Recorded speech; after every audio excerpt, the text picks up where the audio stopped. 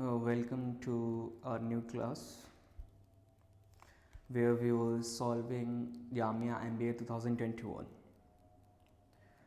Okay, so as you can see that in the previous class we have solved the paper till 5th question and mostly we were paying attention on vocabulary so far. Okay, but in vocabulary we were just looking at the word that was coming as the antonym or synonyms. We were looking at that. Okay, in today's class we will look at the idioms which is essential for our Jamia MBA entrances. Okay, this is the question paper of 2021 Jamia MBA, and in today's class we will look at the idioms. As you know that idioms are the sentences, or you can say that Hindi में we say it कहावत. तो जो literal meaning होता है उनका वो अलग होता है, ये फिगरेटिव सेंस में बोले जाते हैं. ठीक है, जैसे यहाँ पे लिखा हुआ I can eat a horse doesn't mean the person will eat a horse. Okay, so it will mean differently. So इसका मतलब होता है to be extremely hungry. Okay, so I can do to reach my goal, I am a foodie, I am a foodie, I am a foodie. So it doesn't mean any of the thing. Okay, so here we have to see that the options are not correct. Okay, so we have to see it means what, to be extremely hungry. इसका मतलब वही होता है. Foodie होने का मतलब ये नहीं है कि बहुत ज़्यादा भूख लग रही हो उस मोमेंट में. Okay, I can eat a horse का मतलब होता है कि उस मोमेंट में बहुत ज़्यादा हंग्री होना, तो ये उसका सिनोनियम्स नहीं रहेगा. अगला हमारा सेंटेंस है, देखो, रेन और शाइन. रेन और शाइन का मतलब होता है कि no matter what happens in all circumstances. Okay, मतलब किसी भी वक्त उसका कोई असर ना पड़े. Okay, so whatever the circumstances, कैसी भी हालत हो इंसान कुछ भी करने के लिए राजी हो. रेन और शाइन, रेन का मतलब हो गया बारिश, शाइन का मतलब हो गया धूप. बारिश हो या धूप हो तो उससे कोई फर्क नहीं पड़े, तो इसे हम क्या बोलेंगे, रेन और शाइन इडियम है ये. इसका मतलब होता है what ever the circumstances, live in poverty होगा नहीं, बिहेव मूडली होगा नहीं, रिलैक्स वन सेल्फ ये होगा नहीं. सो ये these are not the options. Okay, so यहाँ पे इसका जो आंसर होगा वो हमारा ये होगा, what ever the circumstances. Okay, अगला है हमारा गोइंग डच. गोइंग डच का मतलब होता है to split the bill in the group, each person paying for themselves. Okay, so यहाँ पे देखो pay for your share. Okay, यहाँ भी यही होता है, तो इसका मतलब देखो to split the bill. going Dutch का मतलब ये नहीं होता है कि बहुत ज़्यादा, इसका मतलब ये नहीं होता behave like a Dutchman, ये भी नहीं होता है drink jots of wine, ये भी नहीं होता है dress elegantly, ये भी नहीं होता है. ठीक है, इसका मतलब होता है to split the bill in a group, to split the bill in a group, ये इसका मीनिंग होगा गोइंग अ डच. ओके, सो इसका मतलब ये होता है कि हर इंसान अपने शेयर के लिए अपना जितना जो भी हिस्सा है उसके लिए पे करे. क्लियर हो गया. नेक्स्ट देखो हमारा है play it by ear. Okay, play it by ear का मतलब होता है टू इम्प्रोवाइज और decide what to do as a situation develop. Okay, so यहाँ पे ऑप्शन देखो, follow the instruction thoroughly, say something that is emotional and sweet, ये दोनों नहीं है. ठीक है, play music by remembering the sound rather than reading notes, ये भी नहीं है. Behave विम्सिकली, no. सो यहाँ प्लेड बाय ईयर, ये भी नहीं होगा. ठीक है, so I guess the option A is right. Okay, तो इसका मतलब होता है टू इम्प्रोवाइज और decide what to do as a situation, to follow the instruction thoroughly. मतलब इसमें क्या करते हैं, इंस्ट्रक्शन जब फॉलो करेगा तो इंसान जो है सिचुएशन के हिसाब से जो भी चीज़ें आती जा रही हैं उसके हिसाब से काम करता रहेगा, तो इंस्ट्रक्शन को फॉलो करेगा. ये आंसर हो जाएगा play it by ear. Okay, option A सही हो जाएगा. बाकी say something that is emotional is not right here, neither this not that. Okay, so अगला देखो हमारा लास्ट 10वां है, लास्ट तो नहीं कह सकते अभी. देखो क्या यहाँ पे है, cut to the chase. Cut to the chase idiom है, इसका मतलब होता है to get directly to the main point without wasting time. Okay, so to get directly without wasting the time. यहाँ पे देखो ऑप्शंस क्या है, stop following someone, quit the game, get to the point. तो ऑप्शन इसका C सही हो जाएगा. मतलब बिना वक्त जाया किए, बिना टाइम वेस्ट किए हुए एकदम से एकदम पॉइंट की बात की जाए ना, तो वहाँ पे हम बोल सकते हैं, इडियम यूज कर सकते हैं, cut to the chase. Okay, so get to the point. ये क्लियर हो गए. अगला देखो यहाँ पे हमें देखना है कि इसमें इनकरेक्ट स्पेलिंग किस किस की है. ठीक है, rather देन करेक्ट स्पेलिंग किसकी है, इनकरेक्ट नहीं देखना बल्कि करेक्ट देखना है, ठीक है। सो एक्यूजेंस की जो करेक्ट स्पेलिंग होती है वो होती है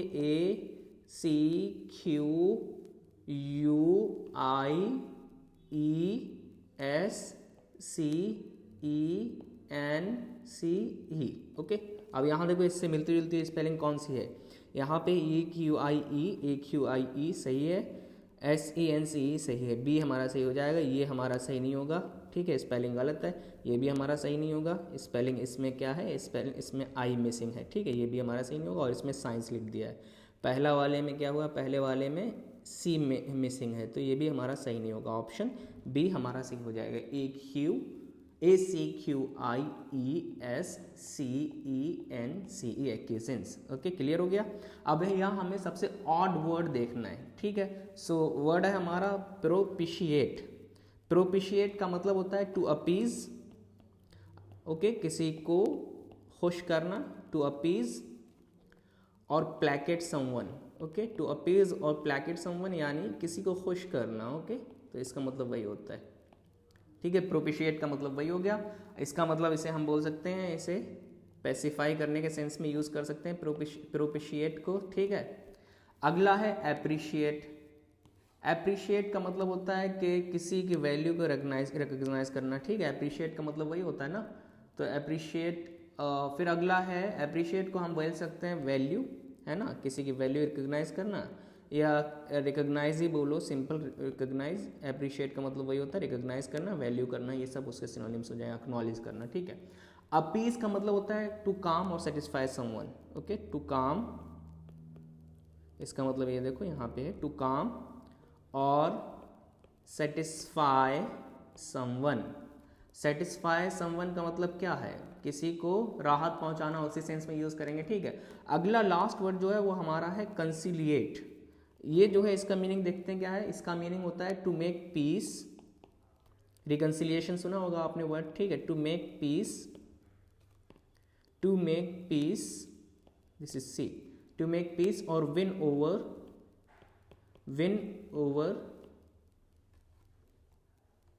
over someone's favour, okay, someone's favour यानी किसी का दिल जीत लेना, समवन्स फेवर, ओके। तो रिकंसिलिएट का मतलब वही होता है। अब यहाँ देखो सबसे अलग क्या है, ऑड वन आउट में देखो तो ऑड वन आउट में यहाँ पे हो जाएगा एप्रिशिएट, ओके। एप्रिशिएट का मतलब होता है वैल्यू रिकग्नाइज करना, ठीक है। यहाँ पे ऐसा नहीं है, रिकग्नाइज करने का मतलब ये नहीं है कि किसी से आप जो है समझौता कर ले रहे हैं। यहाँ पे क्या है, टू अपीज मतलब किसी को खुश करना, टू काम, सेटिस्फाई ये भी खुश करने के सेंस में, कंसिलिएट भी खुश करने के सेंस में। तो ये हमारे तीनों खुश करने के सेंस में ये अलग हैं, ये हमारा ऑप्शन बी आंसर हो जाएगा। इसका मतलब सिर्फ वैल्यू होता है, ओके, रिकग्नाइज करना वैल्यू होता है, ओके, ठीक है, क्लियर है so far, okay. Next will see what the question is asking to us, okay, then we will solve it, okay। Direction, each of the following question a word is used in 4 different ways, okay। Choose the option in which the usage of the word is incorrect or inappropriate। we have to see the incorrect or inappropriate, okay। Correct पे नहीं ध्यान देना है अभी जो है, incorrect और inappropriate पे। क्वेश्चन रीड करते वक्त क्वेश्चन पे ध्यान देना बहुत ज़रूरी है, ओके। सो यहाँ पे हमें वर्ड दे रखा है बंडल। अब बंडल को जो है मतलब इडियम्स में किस तरह से यूज़ करते हैं या नॉर्मल लैंग्वेज में किस तरह से यूज़ करते हैं वो हम देखते हैं, ठीक है। बंडल का मतलब क्या होता है, बंडल जो है नाउन है, इसका मतलब होता है a collection of things wrapped together, okay, यही होता है ना बंडल, हिंदी में कहते हैं a collection of things wrapped together. A large amount of money को भी हम बंडल बोल सकते हैं। Something associated with a lot of joy, मतलब a bundle of happiness, a bundle of joy भी बोल सकते हैं, ठीक है।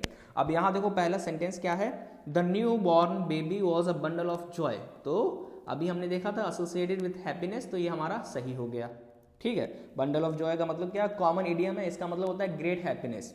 नॉर्मल एक मुहावरा है इंग्लिश में, बंडल ऑफ जॉय, उसका मतलब होता है ग्रेट हैप्पीनेस। क्या होता है मतलब इसका, ग्रेट हैप्पीनेस, मतलब बहुत ज़्यादा खुशी जो है उसे हम बोलते हैं great happiness, bundle of Joy, okay, clear हो गया ये, ठीक है। अगला देखो यहाँ पे हमारा है mobile operators are offering bundle of additional benefit. सही है, क्योंकि उसके साथ ही बहुत ज़्यादा एक कलेक्शन में कई सारे ऑफर कर रहे हैं, ठीक है, ठीक है, इस तरह से बोल रहे हैं। तो यहाँ पे इसका मतलब हो गया पैकेज ऑफ बेनिफिट के सेंस में यूज़ करेंगे, है ना, पैकेज ऑफ बेनिफिट, बहुत सारे पैकेज ऑफ बेनिफिट्स ऑफर किए जा रहे हैं मोबाइल ऑपरेटर्स के द्वारा, ठीक है। तो ये भी हमारा अभी सही है, दूसरा भी हमारा सही है। तीसरा क्या है, तीसरा he made a bundle in the share market. ये मेड अ बंडल का मतलब होता है कि बहुत सारे पैसे कमा लेना, तो तीसरा भी हमारा सही है, ठीक है। अगला देखो, it was sheer luck that brought a bundle of boy scouts to where I was lying wounded. What do you think, bundle of boy, is it correct, incorrect? So bundle is not use to describe a group of people. Bundle जो है हमेशा bundle जो है यहाँ पे इंसानों के group को डिस्क्राइब करने के लिए यूज किया है, ग्रुप ऑफ पीपल को डिस्क्राइब करने के लिए यूज किया है, तो यहाँ पे ये अप्रोप्रिएट नहीं है, तो ये हमारा ऑप्शन डी गलत हो जाएगा, ठीक है। क्लियर हुआ ये बताओ? देखो पहले में जो है हमने बंडल ऑफ जॉय सही यूज किया है, हैप्पीनेस के सेंस में बंडल ऑफ जॉय ये मुहावरा है, कॉमन इडियम में यूज कर लेते हैं, ठीक है। बंडल ऑफ एडिशनल बिलीफ मतलब कि पैकेज, बहुत सारे बेनिफिट्स एक साथ दिए जा रहे हैं, ठीक है। मेड अ बंडल इसका मतलब होता है कि बहुत सारा पैसा कमाना, मेड अ बंडल इडियम है, इस सब के सेंस में यूज करते हैं। तो इनकरेक्ट यूसेज किस में है, इनकरेक्ट यूसेज डी में था, तो हमारा आंसर डी सही हो जाएगा, क्योंकि हमें इसमें इनकरेक्ट ही देखने हैं। कैसे देखने हैं, इनकरेक्ट ही देखने हैं। यहाँ पे देखो इनकरेक्ट देख लिया, इनएप्रोप्रिएट देख लिया, तो यहाँ पे बंडल ऑफ बॉय जो है ये हमारा इनकरेक्ट है, तो हमारा आंसर डी हो जाएगा 13 का, ठीक है। अगला जो वर्ड है डिस्टिंक्ट है। अब डिस्टिंक्ट का जो मतलब होता है अपने आप में वो होता है क्लियरली डिफरेंट, नोटिसेबल और वेल डिफाइंड। ओके, डिस्टिंक्ट का मतलब क्या होता है, क्लियरली डिफरेंट। ओके देखो यहाँ पे clearly different, okay. Well defined भी बोल सकते हो। वेल डिफाइंड का मतलब होता है उसकी क्वालिटी बिल्कुल बता दी जाए अलग से, well defined, okay. Well defined भी बोल सकते हो। इसके अलावा जो है इसे बोल सकते हो नोटिसेबल, ओके, जिसे नोटिस कर लें लोग, नोटिसेबल, नोटिसेबल जिसे लोग नोटिस कर लें। क्लियर हो गया? अब यहाँ रीड करो, पहला रीड करो, उसमें समझ में आएगा। He is distinct about what is right. See, he is distinct about what is right and what is wrong. What do you think? I'll leave on you, we'll see again, okay. So Mars became distinct on the horizon in the month of the August. So distinct का मतलब अलग हो जाता है, तो ये हमारा सही है, okay, क्लियर है। डिस्टिंक्ट यहाँ पे अलग के सेंस में यूज किया। The distinct strand of Ravi's violin could be heard above the general, ये भी सही है क्योंकि रवि की वायलिन के जो डिस्टिंक्ट स्ट्रेज हैं ना, यानी क्लियरली म्यूजिक को सेपरेट करने वाले नोट्स हैं, वो आसानी से समझे जा सकते हैं, ठीक है। अगला है Ghosh Babu is a distinct case of water rising above its own level. तो Ghosh Babu is a distinct case of water rising above on its level, ये सही है। डिस्टिंक्ट यहाँ पे जो है यूनिक और अनयूजुअल के सेंस में यूज किया गया। ये तो तीन हमारे सही हो गए। पहला वाला हमारा सही क्यों नहीं है, ये देखो यहाँ पे इन्होंने यूज किया है डिस्टिंक्ट को, जो कि कोई क्लियरिटी ऑफ थॉट को डिस्क्राइब नहीं कर रहा है। यहाँ पे होना चाहिए he is a clear about what is right and what is wrong rather than distinct. Okay, distinct यहाँ पे सही नहीं है, अप्रोप्रिएट नहीं है, तो ये हमारा आंसर हो जाएगा। हालांकि गलत है, डिस्टिंक्ट का इस्तेमाल यहाँ पे गलत तरीके से किया गया है, लेकिन हमें इनएप्रोप्रिएट ही देखना है। देखो हमें क्या देखना था, इनएप्रोप्रिएट और इनकरेक्ट देखना था, तो हमारा ऑप्शन ए सही हो गया, ठीक है। अगला देखते हैं हम। अगला है हमारे पास इम्प्लीकेशन। इम्प्लीकेशन क्या है, इम्प्लीकेशन नाउन है, ठीक है। इम्प्लीकेशन का मतलब क्या होता है, इम्प्लीकेशन का मतलब होता है the conclusion that can be drown, okay, the conclusion that can be drown मतलब आखिर में क्या चीज़ हासिल हुई या उससे क्या चीज़ मिलेगी, ओके, क्या फ़ायदा, नॉर्मली हिंदी में बोलते हैं that can be drown, okay, उस सेंस में यूज़ करते हैं। Involvement in something indirect meaning में इस्तेमाल करते हैं, ठीक है। तो यहाँ देखो everyone appreciated the headmaster's implication in raising flood relief in the village. So implication, headmaster's implication, what do you think? I'll leave on you, we'll read the another one. This letter will lead to the implication of the several industrialists in the market scheme. So यहाँ पे implication का मतलब होता है involvement, okay. अभी ये negative sense में इस्तेमाल किया जा रहा है, तो ये हमारा करेक्ट है, ओके, मतलब इस्तेमाल इसका सही है। आंसर करेक्ट नहीं है, बल्कि आंसर में हमें देखना इनएप्रोप्रिएट किस में है। तो यहाँ पे इम्प्लीकेशन का मतलब सही है, क्योंकि यहाँ पे इम्प्लीकेशन का मतलब होगा इन्वॉल्वमेंट, और ये नेगेटिव सेंस में इस्तेमाल किया जा रहा है, जैसे कि this letter will lead to implication of the several industrialist in the market, okay, will lead to several industrialist in the market scam, मतलब ये बताएगा किस तरह से मार्केट में इंडस्ट्रियल स्कैम जो है कर रहे हैं उसके बारे में, ठीक है। अगला है हमारा several members of the audience miss the implication of the ministers promise, सही है ये भी। अब यहाँ पे इम्प्लीकेशन जो है इनडायरेक्ट मीनिंग और कॉन्सिक्वेंसेस के सेंस में यूज किया गया है, किसके मीनिंग में यूज किया गया, इनडायरेक्ट मीनिंग और कॉन्सिक्वेंसेस के सेंस में यूज किया गया, जैसे कि पढ़ो दोबारा से रीड करो, the several members of the audience miss the consequences of the ministers promise, और इम्प्लीकेशन मतलब क्या बताना चाह रहे थे मिनिस्टर्स, ओके, तो उन्होंने मिस कर दिया। अब यहाँ देखो, death by implication is the only solution of the poem the readers, okay, तो यहाँ पे इम्प्लीकेशन का मतलब हो गया इनडायरेक्टली सजेशन, ओके, इन्होंने इनडायरेक्टली सजेस्ट किया कि एक सिर्फ पोएम में सिर्फ एक ही सॉल्यूशन हमें नजर आ रहा था, वो क्या था, डेथ था, तो हमारा ऑप्शन ए सही हो जाएगा, यानी आंसर हमारा ऑप्शन ए रहेगा। आंसर क्यों रहेगा, क्योंकि ये इनकरेक्टली इस्तेमाल किया गया, ओके, बाकी ये करेक्टली इस्तेमाल किए गए हैं, ये आंसर नहीं है बल्कि इनका इस्तेमाल करेक्टली किया गया है, लेकिन आंसर हमारा ए ही रहेगा, ओके, कौन सा आंसर होगा हमारा, ये हमारा आंसर हो जाएगा। क्लियर हो गया। अगला देखो हमारा वर्ड है होस्ट। होस्ट का मतलब क्या होता है, इसे नॉन की तरह भी इस्तेमाल कर लेते हैं होस्ट को हम, और वर्ब की तरह भी इस्तेमाल कर लेते हैं। होस्ट का मतलब होता है अ पर्सन और a place provided for the guest, और पर्सन मोस्टली यूज करते हैं, पर्सन जो कि गेस्ट के लिए इंतजाम करे उसे हम होस्ट बोलते हैं, मेहमान नवाज इन उर्दू में बोलते हैं, ठीक है। होस्ट का मतलब होता है कि जो कि अभी होस्ट का मतलब हम जो है अगर बायोलॉजी में जाए तो होस्ट का मतलब होता है कि जो पैरासाइट्स होते हैं वो किसी एक क्रीपर्स वगैरह जो है किसी भी एक पेड़ में रहने लगते हैं, तो पेड़ को हम होस्ट बोल सकते हैं, उस तरह से हम बोल सकते हैं, ठीक है। क्लियर हो गया। अब यहाँ देखो, if you host the party who will foot the will, foot the will का मतलब होता है कि कौन बिल पे करेगा, तो ये सही है हमारा, मतलब यूसेज इसका सही है, जहाँ पे यूसेज सही है वो देख लो, यहाँ पे ये सही है, यूसेज हमारा करेक्ट है, अप्रोप्रिएट है। Kerala's forest are host of a range of a snack, सही है, ये भी सही है, क्योंकि इसमें केरला के फॉरेस्ट में बहुत ज़्यादा स्नैक पाए जाते हैं, ये भी करेक्ट है, ठीक है। अगला है हमारा, Ranchi will play the host to the next national film festival, ये भी हमारा करेक्ट यूज है, ओके।